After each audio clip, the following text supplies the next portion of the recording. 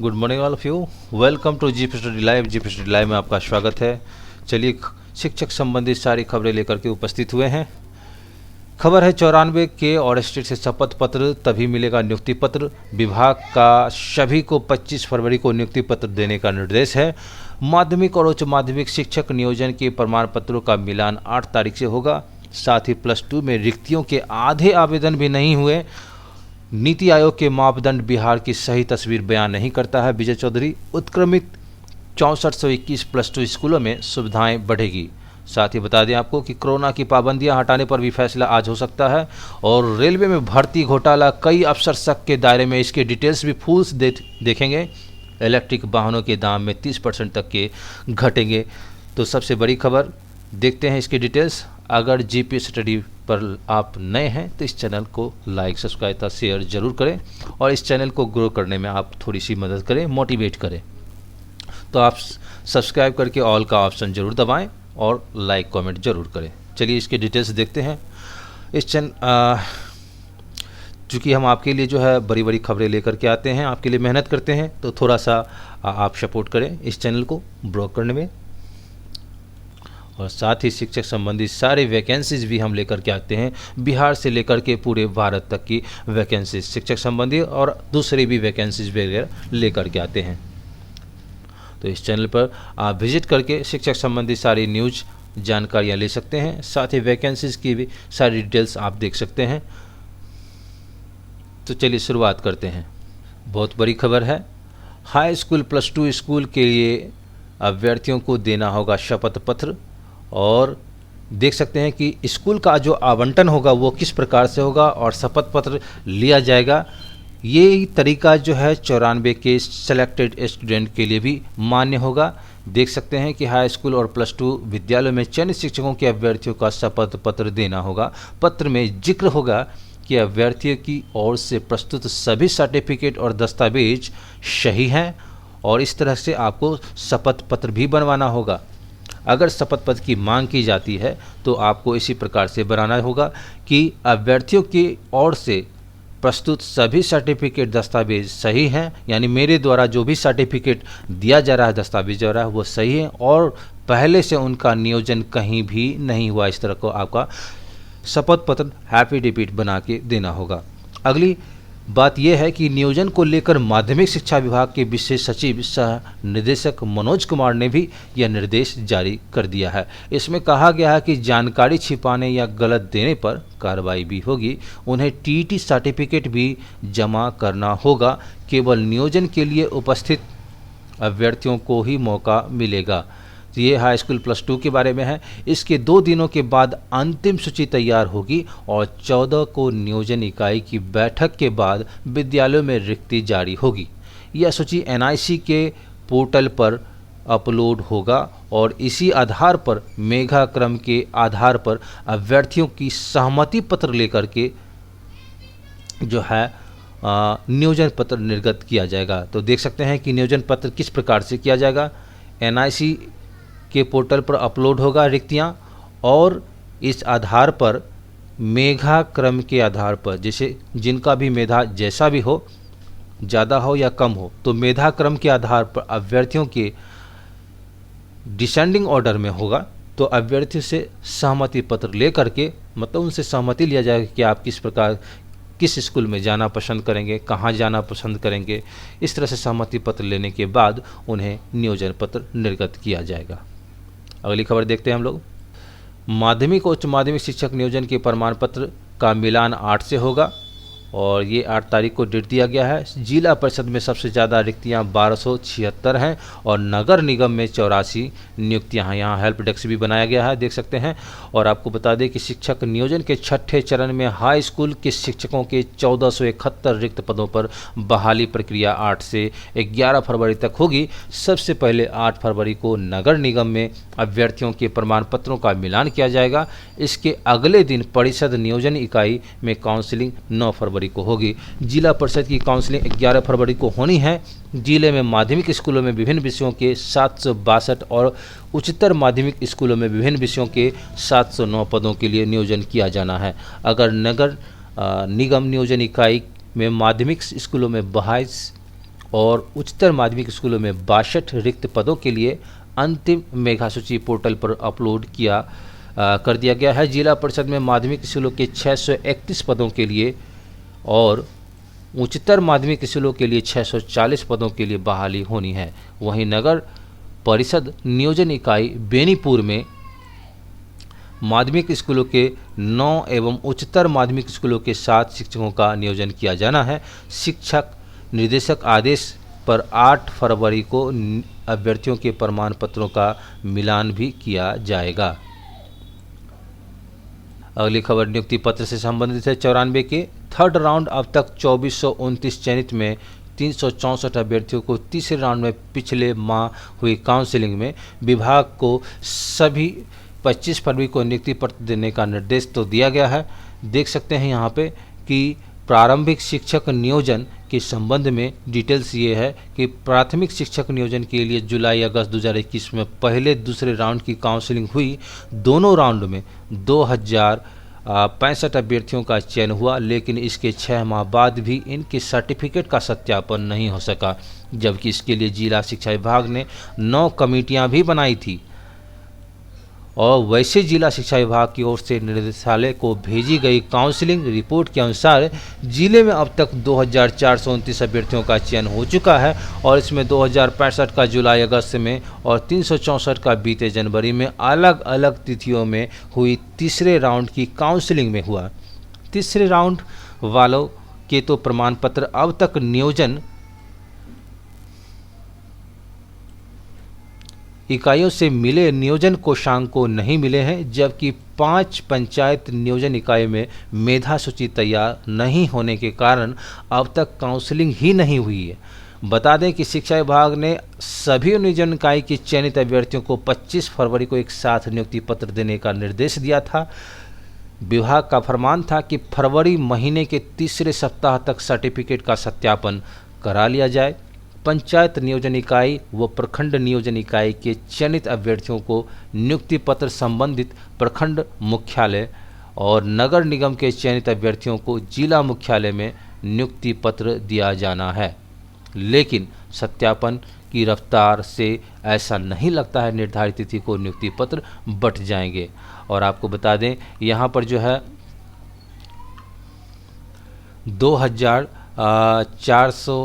2429 अभ्यर्थियों ने में अभी 356 सर्टिफिकेट का सत्यापन हो पाया है। ये खबर आपको मुजफ्फरपुर की है और बाकी बचे सभी अभ्यर्थियों के सर्टिफिकेट की जांच चल रही है। 2 राउंड की काउंसलिंग में 135 संस्थानों से प्रमाण पत्र जारी हुए हैं और उसमें विभिन्न विधि विश्वविद्यालय, बोर्ड, ट्रेनिंग संस्थान आदि हैं। बाहर के संस्थानों से जारी एक भी सर्टिफिकेट की जांच नहीं हुई है। और जहां तक राज्य के बाहर के संस्थान और सर्टिफिकेट की जांच की बात की जाए तो इसमें कर्मचारी समेत फंड की कमी आ रही है और निदेशालय की ओर से फंड की व्यवस्था नहीं है। डीपीओ स्थापना जमालुद्दीन ने बताया कि टीटी, मैट्रिक, इंटर समेत कई तरह के सर्टिफिकेट का सत्यापन होना है। इसमें राज्य से बाहर के संस्थान सर्टिफिकेट की जांच नहीं हो सकी है। इंटर मैट्रिक परीक्षा के कारण भी परेशानी हो रही है।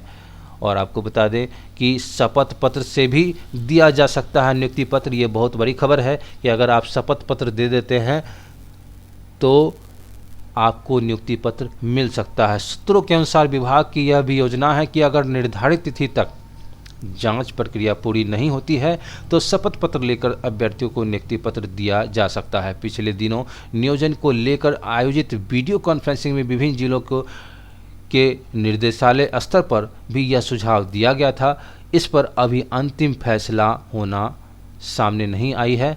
और आपको बता दें कि ऐसे में होने की बात सामने नहीं आई है, लेकिन अधिकारियों की माने तो निर्देशालय इस पर विचार कर रहा है और अगर जांच में सर्टिफिकेट फर्जी और गड़बड़ पाए तो उन पर कार्रवाई भी होगी। और आपको बता दें कि यहाँ जो है काउंसलिंग समाप्त होने के बाद भी सकरा और साहेब की चयन सूची जोड़े नाम और अभ्यर्थी जिला शिक्षा विभाग से भी किया था शिकायत और मांगा था जवाब। थर्ड राउंड की काउंसलिंग में साहेबगंज और सकरा प्रखंड में चयन प्रक्रिया पूरी होने के बाद अभ्यर्थियों के नाम सिरे से जोड़ने को लेकर शिकायत की गई थी। अभ्यर्थियों ने जिला शिक्षा विभाग से शिकायत की और आरोप है कि ईबीसी और बीसी कैटेगरी में 19 अभ्यर्थियों के नाम बाद में जोड़ा गया। सकरा प्रखंड नियोजन इकाई में भी ऐसा ही आरोप है। अभ्यर्थी पवन कुमार, मुकेश कुमार समेत अन्य की माने तो ईबीसी के चयन में मेघा अंक जो है 66.1 रोकने की घोषणा हुई थी और इसके बाद चयनित सूची को एनआईसी पर अपलोड करनी थी। और आपको बता दें कि इसमें 7 अभ्यर्थी का नाम जुड़ा हुआ है और बीसी कैटेगरी के चयन सूची के 12 अभ्यर्थियों का नाम जुड़ा हुआ है। सकरा प्रखंड के ईडब्ल्यूएस कैटेगरी के चयन के बाद भी 4 अभ्यर्थियों का नाम जोड़ा गया है। अभ्यर्थियों के ने मेघा सूची में गड़बड़ी का आरोप लगाया। मामले को लेकर डीपीओ स्थापना जमालुद्दीन ने बताया कि अभ्यर्थियों की शिकायत से पर संबंधित नियोजन इकाई सचिव के जवाब मांगा है। काउंसलिंग तुरंत बाद चयन सूची उपलब्ध करानी, लेकिन देरी हो गई है। और आपको बता दें कि अगली खबर आपको जिला परिषद में नियोजन इकाई में कई विषयों के नहीं आए एक भी अभ्यर्थी।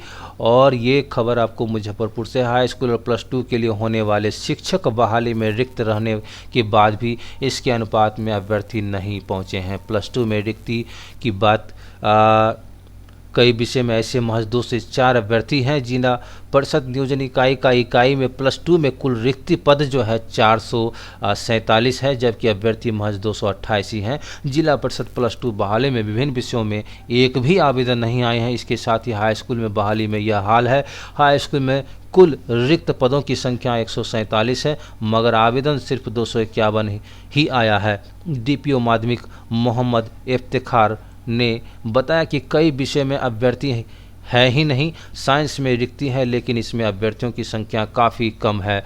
और आपको बता दें कि डीपीओ ने बताया जिला परिषद में फिजिक्स 56, रसायन में 54, लेकिन इसमें अभ्यर्थी 20 भी नहीं आए हैं। जिला परिषद नियोजन इकाई में हाई स्कूल और +2 में जिस विषय में रिक्ति है उसमें 60% भी अभ्यर्थी नहीं है। जिला परिषद हाई स्कूल बहाली में संस्कृत विषय में सबसे अधिक रिक्ति है, लेकिन इस विषय में अभ्यर्थी काफ़ी कम है।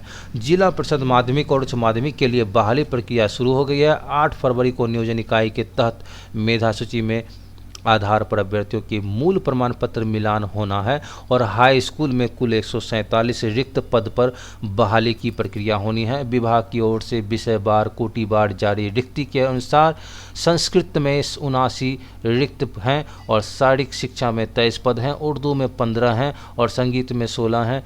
और आपको बता दें कि नृत्य में 9 हैं और ललित कला में 5 पद चयन होना है। हाई स्कूल में हिंदी, अंग्रेजी, गणित, सामाजिक विज्ञान में रिक्त नहीं है। और कोटिवार इस प्रकार से देख सकते हैं। +2 में रिक्त 447 आवेदन आए, महज 228 के, और हाई स्कूल की 147 रिक्तियों के लिए आए महज 251 आवेदन। और अनारक्षित और अनुसूचित जाति में सबसे अधिक पद हैं और कोटि जारी रिक्त में जिला परिषद हाई स्कूल में अनारक्षित, कोटि और अनुसूचित जाति में सबसे अधिक रिक्त हैं। और आपको बता दें कि अनुसूचित जाति महिला कोटि में एक भी रिक्ति नहीं है। डीपीओ स्थापना जमालुद्दीन ने बताया कि अनुसूचित जाति में 29 पद हैं, वहीं इस कोटि के महिला में 9 पद हैं और अनुसूचित जनजाति में 1 पद हैं। अत्यंत पिछड़ा वर्ग में 22 और अत्यंत पिछड़ा वर्ग महिला में 10 पद हैं और पिछड़ा वर्ग में 16 और पिछड़ा वर्ग महिला के 7 पद हैं। अनारक्षित 23 और अनारक्षित महिला में 15 पद हैं।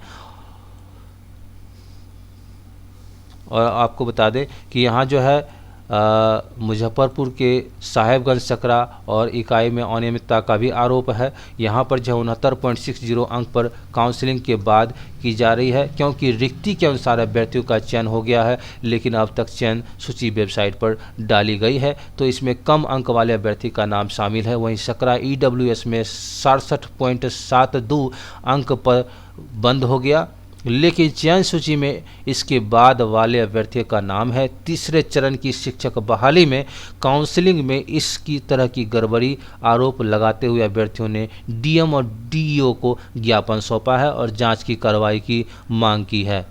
अगली खबर है कि स्कूलों में जो है उत्क्रमित 6421 +2 के लिए स्कूलों में सुविधाएं बढ़ेगी। तो जितने भी स्टेट में जो क्वालिफाई किए हैं, स्टेट में मेरिट नॉन मेरिट जो भी हों, उनके लिए जो भी नियम आवे सरकार की तरफ से, तो उनके लिए बहुत अच्छी खबर है कि 6421 +2 में स्कूलों की सुविधाएं बढ़ेगी और राज्य भर की सभी पंचायतों उच्च माध्यमिक विद्यालयों की स्थापना के सरकार के संकल्प को लेकर उत्क्रमित किए गए 6421 विद्यालयों में आधारभूत संरचना के निर्माण को लेकर रोड मैप तैयार कर लिया गया है। इन विद्यालयों को सुविधा संपन्न बनाने पर करीब 7800 करोड़ रुपए राज्य सरकार खर्च करेगी। विश्व सूत्रों से मिली जानकारी के मुताबिक शिक्षा विभाग ने 6421 उत्क्रमित उच्च माध्यमिक विद्यालयों के आधारभूत संरचना के निर्माण का प्रस्ताव तैयार कर लिया है। शीघ्र ही इसे राज्य मंत्रिमंडल के समक्ष रखा जाएगा। विदित हो कि इसी गुरुवार को मुख्यमंत्री नीतीश कुमार ने शिक्षा विभाग के कामकाज की समीक्षा की थी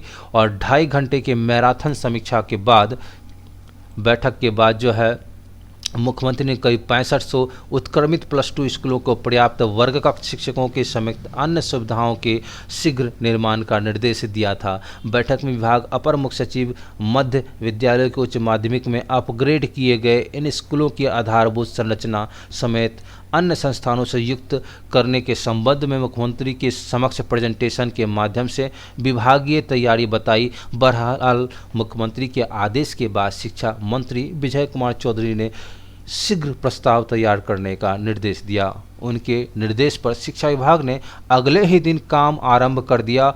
अब इन स्कूलों के नवनिर्माण को लेकर पूरा प्रस्ताव तैयार कर लिया गया है। शीघ्र ही इसे राज्य मंत्रिमंडल की बैठक में रखा जाएगा। 7800 करोड़ रुपए चरणवार इस विद्यालयों को संसाधन युक्त बनाने पर खर्च किए जाएंगे। इसमें वर्ग कक्ष, भवन, शौचालय के अलावा बेंच डेस्क भी शामिल हैं। और आपको बता दें कि यहाँ जो है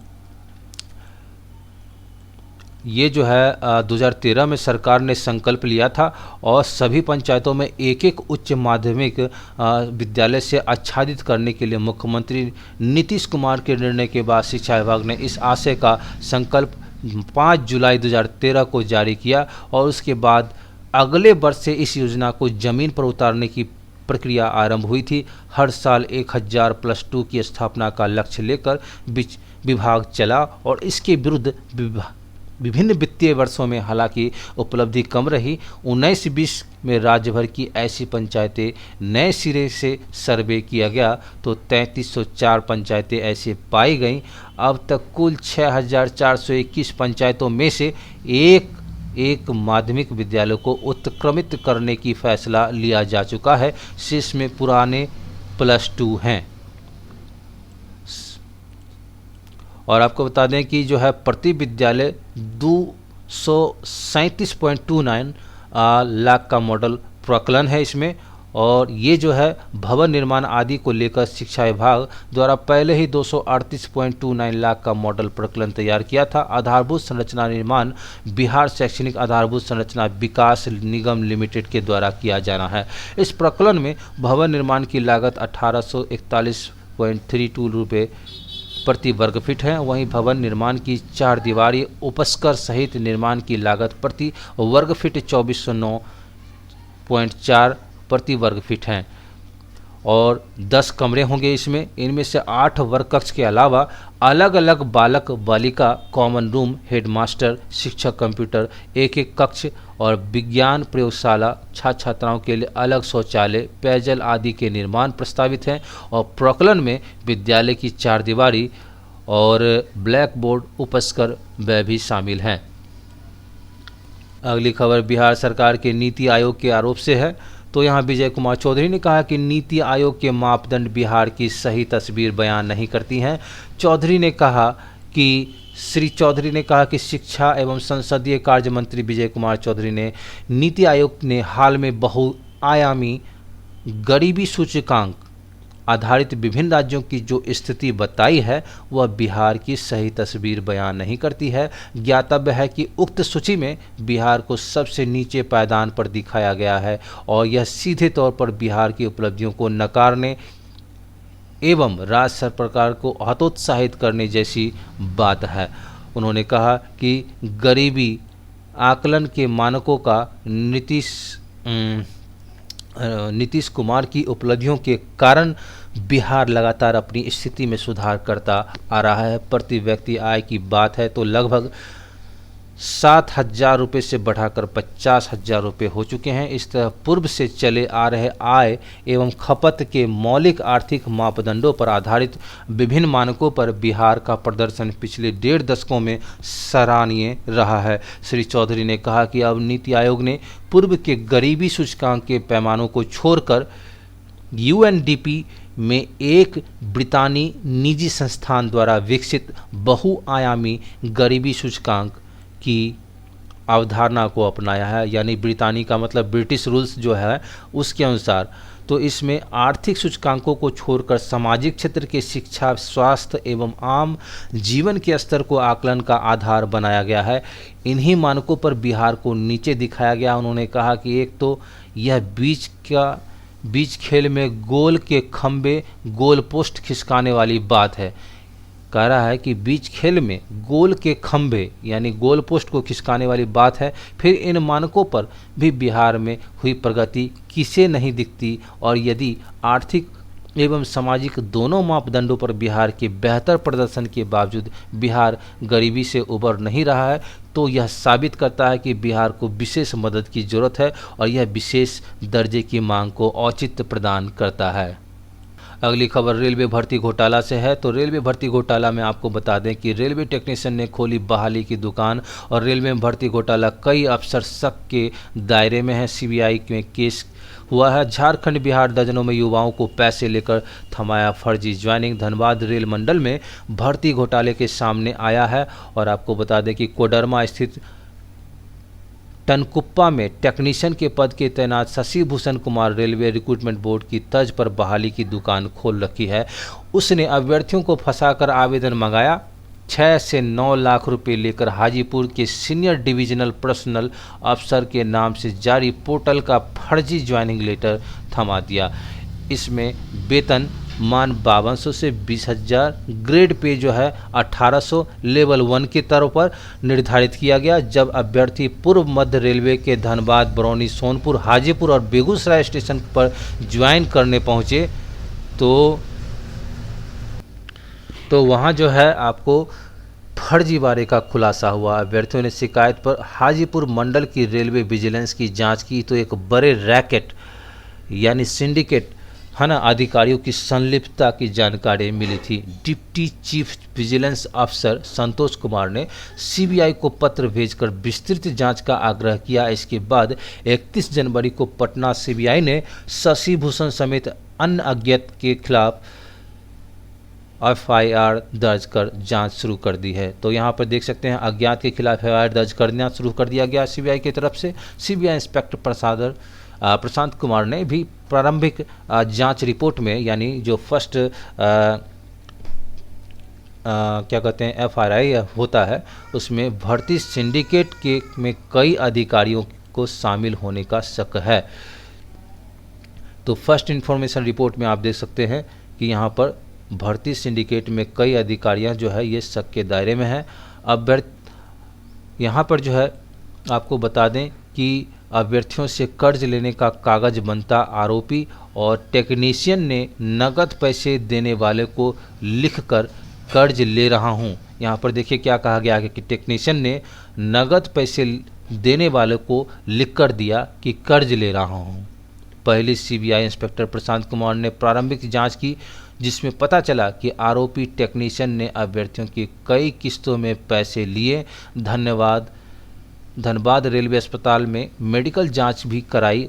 उसने 3 अभ्यर्थियों से 9.20 लाख अपने खाते में ट्रांसफ़र कराएं और अन्य से 36 लाख केस लिए हैं 36 लाख रुपए कैश लिए हैं जिनको लिख कर दिया है कि पैसे कर्ज ले रहा हूं, कर्ज ना चुकाने पर कानूनी कार्रवाई के लिए तैयार हूं। और आपको बता दें कि यहां पर जो है ठगी के शिकार बने 12 अभ्यर्थी सीबीआई ने पटना ऑफिस पहुंचकर शशि भूषण को 45.6 लाख रुपए देने की सबूत सौंपे हैं।